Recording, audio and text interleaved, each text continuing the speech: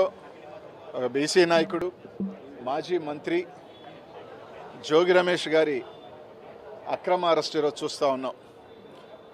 ఈ ప్రభుత్వం వచ్చిన తర్వాత ఏదైనా ఒక భారీ ఇన్సిడెంట్ ప్రభుత్వానికి నష్టం జరిగే ఒక ప్రక్రియ జరిగితే వెంటనే దాని దారి మరలించే కార్యక్రమం జరుగుతూ ఉంది.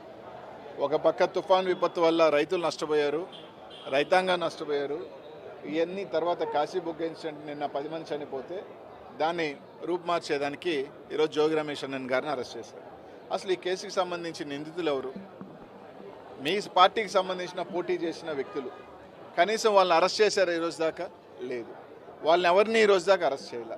ఒక తప్పుడు కన్ఫెషన్, ప్రతిదానికి ఏంటంటే ఒక తప్పుడు కన్ఫెషన్ రాయించడం, దాని మీద అరెస్ట్ చేయటం, ఇదే ప్రక్రియ జరుగుతూ ఉంది.